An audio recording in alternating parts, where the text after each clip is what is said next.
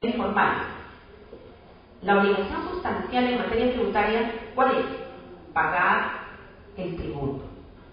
Y los deberes formales, que así se ha cuidado de denominar la doctrina, a lo que el Código Tributario lo denomina obligaciones de los administrados,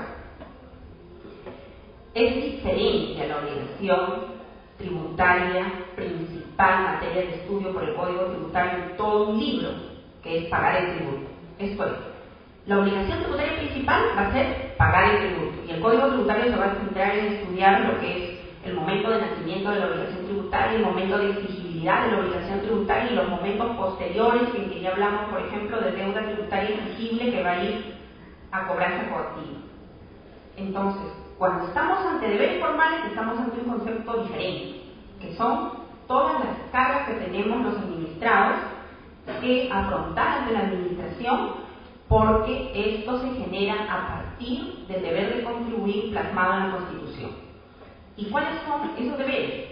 Ahí vienen, pues, por ejemplo, presentar las declaraciones, ¿no? Efectuar las reflexiones y toda la serie de deberes que se cuestionan y se dice, ¿por qué tenemos que hacer el trabajo a SUNAT? ¿Por qué tenemos nosotros que hacer, por ejemplo, no solamente las retenciones, las percepciones, si nos corresponde, sino incluso en el tema de detracción, verificar si tenemos que efectuar la detracción y así, ¿no? Incluso las nuevas cargas que se va ideando SUNAT podrían implementarse, ¿no? Todo eso tiene fundamento del deber de contribuir que aparece plasmado en la Constitución. Entonces, teniendo esto bien diferenciado, vamos a encontrar que las infracciones se dan tanto porque hemos quebrantado normas que establecen obligación tributaria principal, que es pagar el tributo. Pero si nosotros revisamos todas las infracciones tipificadas en el Código Tributario, vamos a encontrar que la única obligación tributaria que se quebrantaría sería, para el caso de los agentes de retención o percepción, que no entreguen lo retenido o percibido a la administración. Eso sería lo único vinculado con obligación tributaria principal, porque después todo lo vamos a encontrar como quebrantamiento de obligaciones formales o de deberes formales, para no confundirnos. Entonces, ¿qué artículos del Código Tributario regulan lo concerniente a la facultad sancionadora de la administración tributaria? Encontramos que son los artículos 82 y el 166 básicamente. Estos artículos van a establecer que la administración tributaria tiene la facultad discrecional de sancionar infracciones tributarias. ¿Y qué significa discrecional? ¿Por qué el legislador le ha otorgado discrecionalidad a la administración tributaria? Si nosotros acudimos al significado etimológico de la palabra discrecionalidad, encontraríamos que es aplicación libre del criterio. Sin embargo, la administración tributaria no lo va a hacer así porque ya tiene una limitación establecida en el título preliminar del Código Tributario que dice que cuando tenga que aplicar facultad discrecional, lo hará en función al interés de quién creen ustedes, del fisco, definitivamente, ¿no? Del Estado. Entonces, siempre tendrá que la administración, cuando se le ha otorgado facultad discrecional, actuar velando por los intereses públicos, por los intereses del Estado, y sometida, maniatada al principio de legalidad. Esto es hasta donde la ley le está otorgando las facultades. En el artículo 166 nos va a decir que esa facultad discrecional se está dando en los temas de determinación de infracciones y en el tema de sanciones. Entonces, la administración no va a poder crear tipos, esto es, no va a poder decir, esto es infracción. Eso solamente lo hace el legislador por el principio que vimos de legalidad. El legislador crea las infracciones y también establece las sanciones. Todo esto tiene que estar previsto en una norma con rango de ley. Pero lo que sí hace la administración por su facultad discrecional es determinar las infracciones y aplicar las sanciones. Y entonces han habido casos en que mediante directivas internas, por ejemplo el año 2006 fue un año bastante movido en este punto de la discrecionalidad en materia de infracciones, porque primero dijeron a nivel de institución, mediante una circular, no vamos a sancionar cuando estén incursos en el 178.1, que es otorgar datos falsos, proporcionar datos falsos, cuando no se ha causado un perjuicio al fisco, ¿no? Y entonces todos los tributaristas inmersos en el mundo tributario hicieron llegar su voz de protesta, porque dijeron: ¿y qué pasó con todos los que antes habían afrontado sanciones por este tipo de infracción? Así es que dejaron después sin efecto esa circular. Esto es que por su facultad discrecional en el tema de infracciones y sanciones, ellos sí pueden adoptar políticas internas, políticas para actuar como institución. Lo que no pueden hacer a nivel de funcionario, esto es, la discrecionalidad se da a nivel de institución, como SUNAT. El otro tema en el cual está presente la discrecionalidad, vamos a ver, es en el régimen de gradualidad. La siguiente, por favor. Aquí solamente para reseñar los tipos de multa. Vemos que la principal, los tipos de sanciones, vemos que la principal es la multa, ¿no? Encontramos que la principal sanción va a ser la multa, que es una de carácter pecuniario, que de acuerdo al Código Tributario está referida o está vinculada a otros puntos como la UIT. Ahora, en las modificaciones del 2007 se ha creado la figura, por ejemplo, de los ingresos netos, ¿no? Y ahí tienen ustedes las reseñas. Otra sanción va a ser el comiso, y también tenemos como sanción el internamiento temporal de vehículos, cierre temporal de establecimiento u oficina de profesionales independientes y suspensión temporal de licencias, permisos o concesiones o autorizaciones. La siguiente, por favor. ¿Qué tipos de infracciones tributarias? Ahora sí entremos al tema de infracciones, ¿no? Conocer los tipos. ¿Qué tipos de infracciones tenemos recogidos en el Código Tributario? Vamos a encontrar que el artículo 172 nos reseña las infracciones y ahí nos da infracciones vinculadas a las obligaciones siguientes. Nos dice: inscribir, actualizar o acreditar la inscripción, que están todas reseñadas, tipificadas en el artículo 173 del Código Tributario. Luego tenemos de emitir, otorgar y exigir comprobantes de pago y otros documentos que están en el 174. Ahí, por ejemplo, estarán no otorgar comprobante de pago. No otorgar comprobante de pago será una de las infracciones que está dentro del 174. De llevar libros y o registros o contar con informes u otros documentos en el 175, lo que les comentaba al inicio. Si en una fiscalización nos requieren, por ejemplo, el medio de pago que estuviera utilizado en las operaciones, vamos a encontrar que constituye infracción no exhibirlos en la fiscalización. Pero nosotros podríamos decir: no lo usamos, como usualmente ocurre con algunas empresas, en que, por ejemplo, en una fiscalización se les requiere exhiban el medio de pago respecto de mutuos que aducen han recibido de sus propios accionistas o de sus propios socios, dependiendo del tipo societario que sea. Y no lo tienen porque no lo han utilizado y estarán incursos en una infracción. Vamos a ver eso en un informe. De presentar declaraciones y comunicaciones, en el artículo 176, ahí también vamos a encontrar esa infracción, por ejemplo, de presentar más de una rectificatoria, más de una declaración rectificatoria. De permitir el control de la administración tributaria, informar y comparecer ante la misma, y otras obligaciones tributarias. La siguiente, por favor. Bueno, y recalcamos siempre que las infracciones no están solamente en el Código Tributario. Ya mencionamos que vamos a encontrar infracciones aduaneras en la Ley General de Aduanas, que también para el tema de regalías vamos a encontrar regulado el tema de infracciones y sanciones en la ley correspondiente, y para el tema de infracciones, por ejemplo, en el decreto legislativo 940 y su modificación, que fue un decreto legislativo posterior. ¿Cómo se extinguen las sanciones?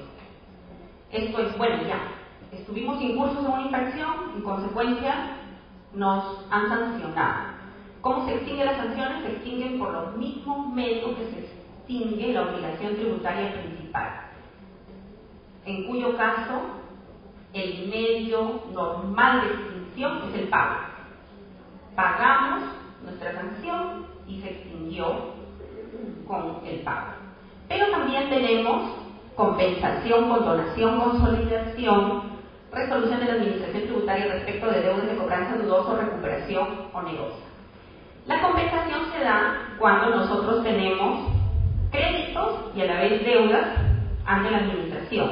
Bueno, hay una serie de requisitos que debemos cumplir para pedir la compensación, como son que el acreedor tributario sea el mismo, que también a la vez tanto la deuda como el crédito revengan sobre nosotros mismos que vamos a solicitar la compensación, y que ya estemos hablando pues de deudas vencidas y de créditos también ya plasmados ante la administración, que son los requisitos básicos. Condonación, como su nombre lo indica, la condonación es el perdón.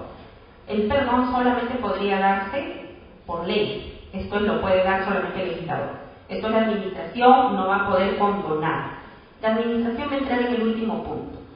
Consolidación se da cuando la administración, siendo acreedora, pero como administradora, diríamos, la administración, como su nombre lo indica, solamente va a venir, valga la redundancia, administrar, no es propiamente el acreedor tributario. El acreedor tributario va a ser o el gobierno central o el gobierno local, en cuyo caso ya la administración no recae en SUNAT, sino va a recaer en el mismo gobierno local muchas veces u otras SENSAT, ¿no?, que también tienen su servicio de administración tributaria. La consolidación se va a dar ahí el gobierno regional, ¿no?, que todavía, si bien no está creando tributos, tiene las facultades de acuerdo a la Constitución, pero sí es acreedor también tributario. Entonces, para el caso que estamos viendo de extinción, la consolidación va a operar cuando el acreedor tributario se convierta a la vez en deudor tributario, ¿no? Y el ejemplo que siempre se pone más claro es en el caso municipal de un municipio que hubiera recibido en legado un inmueble que también presenta deudas, por ejemplo, por impuesto predial. Entonces, en este mismo municipio se consolida la figura de deudor y acreedor, ¿no? Esa es la consolidación. Y resolución de la administración tributaria respecto de deudas de cobranza dudosa o recuperación onerosa, van a tener que ser establecidos los montos a partir de los cuales se consideran como de recuperación onerosa. Para el caso de cobranza dudosa, cuando el administrado sea, por ejemplo, inubicable y ya se hubieran agotado todas las acciones pendientes a cobrar. Pero también ahí tenemos que entrar el tema de prescripción. La prescripción es una institución que, sin ser un medio de extinción de obligación tributaria, va a permitir que nosotros digamos, no, por el transcurso del tiempo la administración ya perdió su posibilidad de accionar y de cobrarnos la multa. O al revés, va a suceder en el caso pues en que, por ejemplo, nosotros hayamos venido teniendo montos por devolver por parte de la administración, esto es pagos indebidos que hayamos efectuado. Igual, si transcurre el tiempo, 4 años, ya vamos a perder nuestra acción para solicitar esa devolución. Este tema de prescripción también entra a las sanciones. Esto es, que las sanciones también se regirán por el tema de prescripción. Ya podremos decir, no, ya no nos puede sancionar la administración tributaria. La siguiente, por favor. ¿Qué límites constitucionales a la potestad sancionadora se han impuesto? Les comentaba que el Tribunal Constitucional ha venido marcando cambios en la legislación. Les comentaba el caso en que el Tribunal Constitucional se pronunció sobre la pérdida del régimen de gradualidad. Entonces vamos a encontrar que hay varios puntos en que en la Constitución vamos a encontrar las bases para esa potestad sancionadora de la administración, como son la legalidad. Solo por norma con rango de ley se definen los tipos administrativos a los que corresponde una sanción. Respecto a la tipicidad, que es la precisión en la delimitación de las conductas que merecen sanción, esto ha salido de un principio recogido en la Constitución que nos dice que nadie será procesado ni condenado por acto u omisión que al cometerse no está previamente calificado en la ley de manera expresa e inevitable. inequívoca como infracción punible, ni sancionado con pena no prevista. El otro punto en que se ha trabajado respecto de los límites constitucionales es el punto del control de discrecionalidad de los cuántumos. Y también el punto de debido procedimiento. Esto es que la administración tiene que motivar todos sus actos en lo que es el ejercicio de su potestad sancionadora. La siguiente, por favor. Otros temas que han sido abordados en el Código Tributario respecto a la aplicación de sanciones son: ¿qué sucede si la administración tributaria tuvo duplicidad de criterio en la aplicación de normas referidas a infracciones y aplicación de sanciones? Nos dirá el Código Tributario que en esos casos tenemos nosotros la posibilidad de exigir que no se apliquen intereses ni sanciones. Pero ese es el único caso, fíjense, en el tema de sanciones, porque muchos se preguntan, ya que el Código Tributario ha previsto esto de la dualidad de criterio de la administración, ¿significa que también en cualquier tema en que la administración tenga dualidad de criterio podremos nosotros valernos de la consecuencia que es que no nos apliquen intereses ni sanciones? Vemos ahí que no, que es solamente respecto de la potestad sancionadora, ¿no? En consecuencia va a ser solamente en el tema de sanciones que ocurra eso. Luego, como derechos de los administrados, en el artículo 92 encontramos la concatenación con este artículo que estamos refiriendo, que nos dice que los deudores tributarios tienen derecho, entre otros, a solicitar la no aplicación de intereses y sanciones en los casos de duda razonable o dualidad de criterio.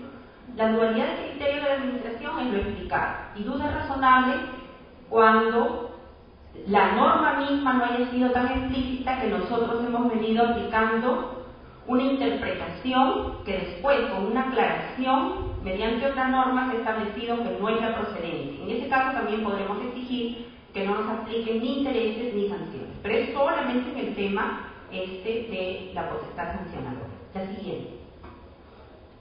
¿Qué tenemos respecto al régimen de gradualidad? Tenemos